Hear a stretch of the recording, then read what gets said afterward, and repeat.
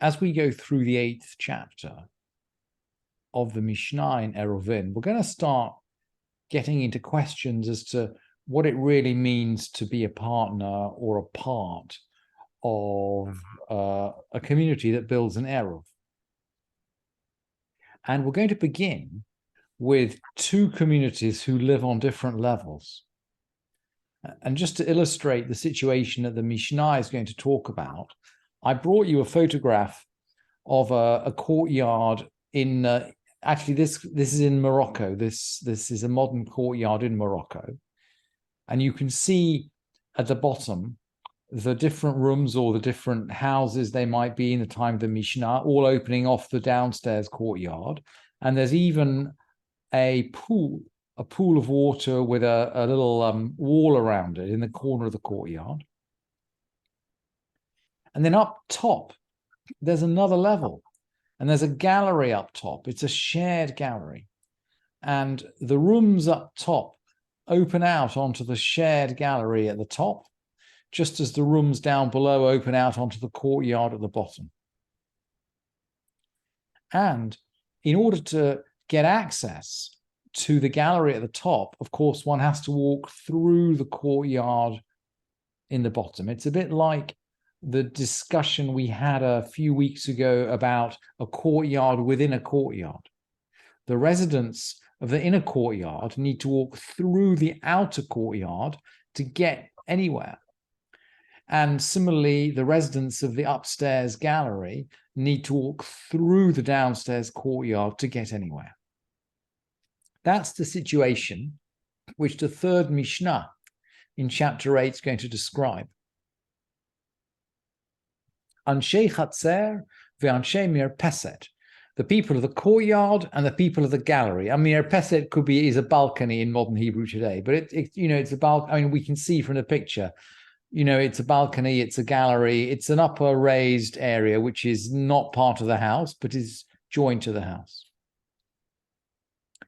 Anshei Chatzer ve'anshei mirpeset, the people of the courtyard and the people of the balcony. Sheshachru velo eruv, they forgot and they didn't make an eruv. And this seems to mean that they didn't make an eruv, they didn't make a joint eruv between one and the other, as if they made two separate eruvs, one for the gallery above and one for the courtyard below, where they didn't remember to join them together. Kol shegavoha asarat tefachim la mirpeset. Anything higher than 10 hands breadths belongs to the gallery. Pachot mikan lechatzer. So, for example, Huliat habor vehasela, a rim around a cistern, a wall around a cistern, or a high rock. Gavohim asarat tefachim la mirpeset. The high rim or the rock, if they're more than 10 tefachim high, belong to the gallery. Pachot mikan lechatzer. Less than that, they belong to the courtyard. And that means that the people in the courtyard can't make use, for example, of, say, the water in the pond. If the wall around it is higher than 10 tefachim, higher than 10 hands breadths, that's about 30 inches, because that's not part of their domain. That's part of the domain of the gallery above. And the Mishnah closes, Bameh Devarim Amorim. What are we talking about here? Bismucha, when something is close. Aval b'mufleget, if it's a long, long way away. Afilu gavoha asarat tefachim lechatzer. If it's a long way away, even if it's 10 hands breadths high, it still belongs to the courtyard. Ve'ezehi smucha. What do we mean by adjacent? Well, we mean kol she'eina rechuka arba'at tefachim. We mean anything that's not further than 4 hands breadths. And we've seen 4 hands breadths before. It's about a foot, actually. We've seen 4 hands breadths before as a critical measure when we were looking at the difference between a doorway and a window. We learned that anything bigger than 4 by 4 was a doorway. You could just about imagine a very thin child getting through a window that was foot by foot. And similarly here, the critical measure for adjacent is 4 handsbreadths. Now, the technical issue of the gallery and the courtyard then brings us on to other kinds of places where you might or might not be able to mix an eruv. And the Mishnah goes on to talk about someone who puts his eruv not in a gallery, but somewhere which is not strictly speaking part of the house. So maybe a gatehouse, or maybe a chandra, which is a sort of a portico, and maybe this is the connection with the previous Mishnah, or a gallery, umir peset. We're going to use the word mir peset again. Hanotein et eruvo b'veit sha'ar Alexandria umir peset. So we're going back to the gallery. Eino eruv. It's not an eruv. It seems as though these are the places where someone wouldn't live. You might live in a room that was off the balcony, but you wouldn't live in the balcony. You might live in a room that was connected to the gatehouse, but you wouldn't live in the gatehouse. And even if somebody were living there, vehadar sham eino oser alav, he doesn't prohibit him. Remember, we learned at a very early stage that anyone living in the courtyard had to participate in the eruv. If they didn't participate, it causes great problems. They had to effectively hand over their share of the courtyard to the other residents in order to allow the other residents to operate at all on Shabbat. Otherwise, just by not participating, they would invalidate the whole of the eruv for every other member of the courtyard. We learned that at a very early stage. But it seems as though if you're living in one of these in-between places, the gatehouse, the portico, or the gallery, then you're not properly resident. You're not a proper partner in the partnership. And as such, your residence there doesn't invalidate the eruv, even if you don't take part in it. And there are other places where you could live, which seem to be quite different, which don't, by the way, in our modern parlance, don't seem to be any more like residences. So the Mishnah goes on to say, B'veit HaTeven, in a straw shed, Uveit HaBakar, a cattle shed, Uveit HaEtzim, or a woodshed, Uveit HaOtzrat, or a store shed. So all of these places seem to us, they don't really seem like residences either, but certainly in the language of the Mishnah, they're places where you might live. Hareze eruv. You can put your eruv there, and it's an eruv.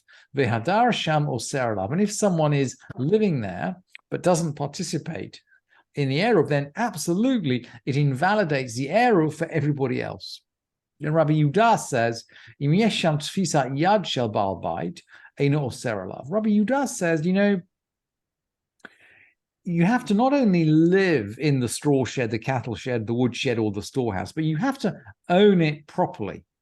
If the householder owns the straw shed, the cattle shed, the wood shed, or the storehouse, if the householder owns one of these outbuildings and there's just someone sleeping there, then the householder's got enough rights to effectively commit that part of the property to the eruv. So Eino oser alav, the resident, someone who's just residing, someone who's just sleeping in a property that's owned by someone else. A bit like maybe you had a summer house at the bottom of your garden. They have these a lot in San Francisco. And maybe you got a guest sleeping in your summer house. You still own that summer house. And so the guest sleeping there doesn't invalidate the eruv for everybody else. So being just as living in a gatehouse doesn't allow you to invalidate the eruv, just being basically a tenant or a guest doesn't seem to allow you to invalidate the eruv either. To be a real partner, you have to have real ownership. What if you have real ownership, but you choose to go away? What if you go on holiday? What if you go on a cruise? Hamaniach beito, someone who leaves his house. Vehalach lishpot be'er acheret, someone he leaves his house and he goes to spend Shabbat in some other town. And the Mishnah at this point doesn't care whether he's Jewish or not Jewish. Echad nochri ve'echad Yisrael harizeh oser. It doesn't matter whether he's Jewish or non-Jewish. Harei oser, he prohibits the others from carrying. This is presuming, by the way, that he didn't participate in the Eruv before he left. And this is all presuming he hasn't participated in the Eruv before he's gone off on his cruise. Harei oser divrei Rabbi Meir. Rabbi Meir, that's the view of Rabbi Meir. And we learned when we looked at the 6th chapter that there's a debate as to whether, for example, if you're sharing your courtyard with a non-Jew, whether their participation in the Eruv is required. And there's a debate between the sages about it.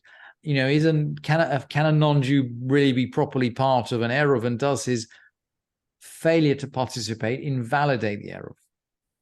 According to Rabbi Meir, someone who goes away without participating invalidates the Eruv, Jew or non-Jew.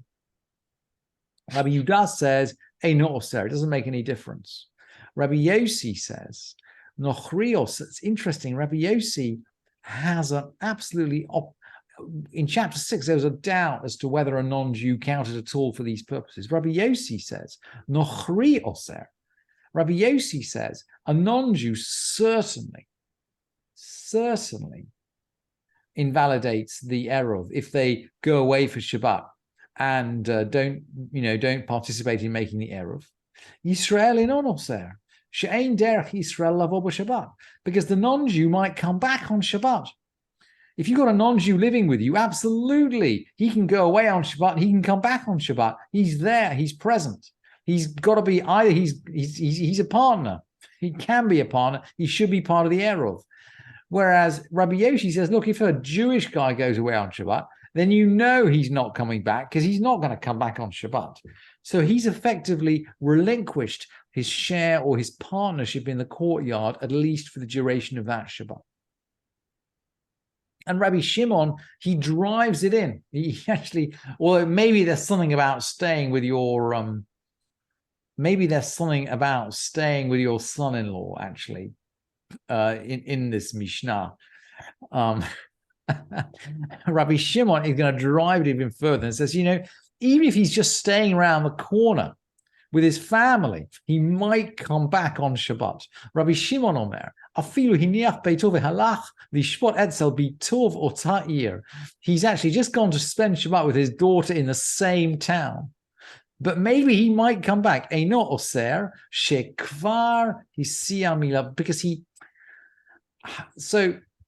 might come back, but he's turned his attention away.